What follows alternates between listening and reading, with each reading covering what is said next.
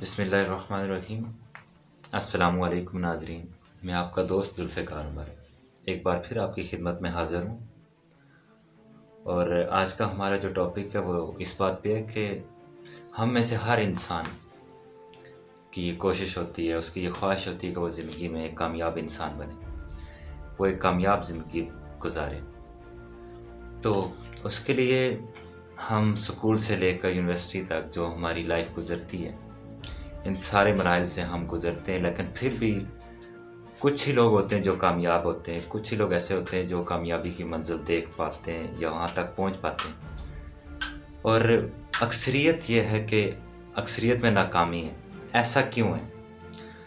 ऐसा इसलिए कि हम जो भी पढ़ रहे होते हैं, जो भी हम सुन रहे होते हैं, मोटिवेशनल स्पीकर्स को सुनते हैं, हम अपने टीचर्स को सुनते हैं, उसके अलावा जो किताबें पढ़ते हैं हम, दीनी तालीम से लेकर दुनियावी तक जो भी इर्द गिर्द के माहौल से जो हम सीखते हैं, तो उसके बावजूद अगर हम नाकाम होते हैं तो वो हमारी ये कमज़ोरी होती है कि जो कुछ भी हम पढ़ रहे होते हैं या सुन रहे होते हैं, जो भी हमें कोई नसीहतकार होता है, हम उस पर अमल नहीं करते। और जब तक अमल नहीं करोगे तब तक आपकी मेहनत रंग नहीं लाएगी।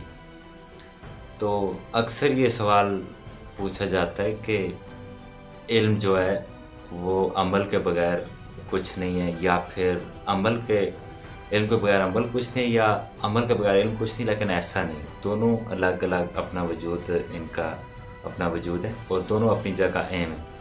लेकिन अमल इल्म के बगैर नाक़िस है, वो इंसान के लिए नुकसानदेह हो सकता है।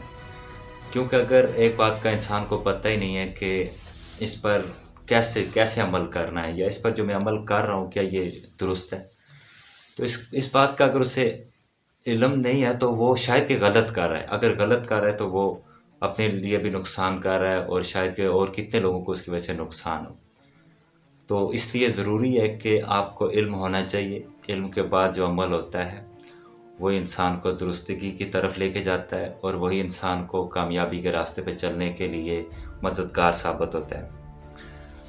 और एक बात साहब फरमाते हैं कि अमल से ज़िंदगी बनती है जन्नत भी जहन्नम भी, ये खाकी अपनी फितरत में ना नूरी है ना नारी।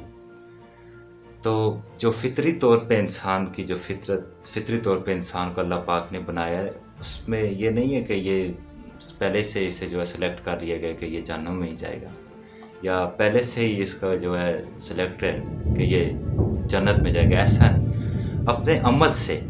अपने अमल से इंसान जन्नत और जहन्नुम में जाता है। अमल क्या है? अगर वो अच्छे अमाल हैं, उसके अच्छाई पे अमल कर रहा है तो वो जन्नती है। और अगर बुरी चीज़ों पे उसका अमल है, बुरी बातों पे उसने ज़िंदगी भर में अमल किया है, तो वो बुराई उसको जहन्नुम तक ले जाएगी।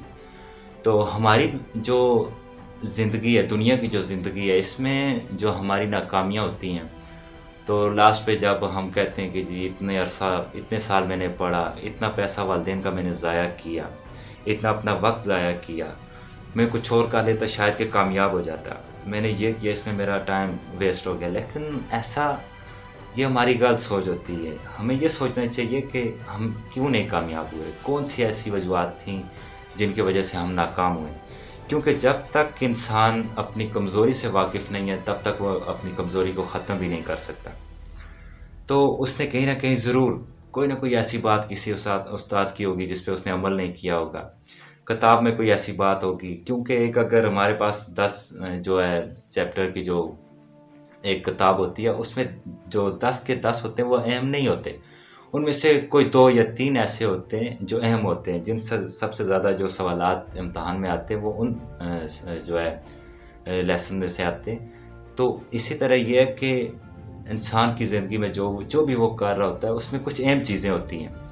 अगर उनमें से कोई भी आपने मिस कर दी तो आप यकीनन कि उस रास्ते पे या तो चल ही नहीं पाएंगे, अगर चले भी तो आप उस मंजिल तक पहुंच नहीं पाएंगे। अगर पहुंचने के लिए आपने कुछ ना कुछ कर भी लिया, तो जब आप पहुंच जाएंगे तो उस वक्त आपको पता चलेगा कि मुझ में क्या क्या कमियां हैं और कहाँ मैंने क्या क्या जो है मिस किया है, किस किस चीज़ को मैंने सीरियस नहीं लिया है, जिसकी वजह से आज मुझे ये इस नाकामी का सामना करना पड़ रहा है। आज उस कमी की वजह से मुझे ये शर्मिंदगी हो रही है। तो इसलिए जो भी आप काम करते हैं उसके लिए जो भी जिस भी रास्ते में आपको चलाया है या चलना है, अपने वालिदैन ने आपको स्कूल में भेजा हुआ है। क्योंकि हमारा जो ये टॉपिक है ये एजुकेशन के बारे में है, तो इसमें यही है कि बच्चों से लेकर बड़ों तक जो भी इस सिलसिले में, तो हम चाहते हैं कि हमारी जो भी ये वीडियोज़ हैं वो इनके लिए जो है कारआमद साबित हो। तो अगर आप स्कूल जाते हैं, आपको पता है कि वालिदैन ने भेजा है मुझे, आप ये सोच के ना जाएं कि मैंने टाइम पास करना है, 4 साल पढ़ना है, 5 साल पढ़ना है, 10 साल पढ़ना है, उसके बाद जान छूट जाएगी। नहीं, आप ना ही वालिदैन का जो है भरोसा तोड़ें, ना ही उनके जो ख्वाब होते हैं उनको आप तोड़ें, और ना ही उनका जो पैसा आप पे खर्च हो रहा है उसको ज़ाया करें, और ना ही अपने साथ, सबसे ज़्यादा तो आप अपने साथ जो है दुश्मनी कर रहे हैं। आप किसी का कुछ नुकसान नहीं कर रहे, सबसे ज़्यादा अपना ही नुकसान होगा आपका। क्योंकि ज़िंदगी आपने गुजारनी है। जो आप पे खर्च कर रहे हैं या जो आपको पढ़ा रहे हैं उन्होंने ज़िंदगी गुजार दी है, वो अपना फ़र्ज़ अदा कर रहे हैं या फिर कर चुके हैं, लेकिन आपने आगे अपनी मुश्किलातों का सामना करना है। अगर आपके पास उसका जो है उसके औज़ार होंगे, औज़ार क्या होते हैं, यही कि अच्छे वक्त में जो भी आपको मिला है उस पर अमल करके आपने अपने आप के लिए जो कुछ जमा किया है वही आपको बुरे वक्त में आपका जो है वो साथी बनता है, आपका साथ देता है। तो इसलिए प्लीज़ अपने वालिदैन के भरोसे को, उनके जो ख्वाब होते हैं उनको, और जो भी जिस मशक्क़त के साथ वो मेहनत करके आपको पढ़ा रहे होते हैं, आपको उनकी चाहत होती है कि आप एक कामयाब इंसान बने। जो ठोकरें उन्होंने खाई हैं वो आप ना खाएं, या कि अगर उन्होंने एक कामयाब ज़िंदगी गुजारी है तो उनकी भी ख्वाहिश होती है कि हमारी औलाद भी कामयाब ज़िंदगी गुजारे। तो प्लीज़ आप इस पे जो है ये ना समझे कि मैंने टाइम ही पास करना है, उसके बाद ठीक है इतना हुआ है उसी पे मैं गुजारा कर लूँगा। नहीं, ज़िंदगी का कोई पता नहीं होता किस वक्त किस मोड़ पे ला के खड़ा कर दे।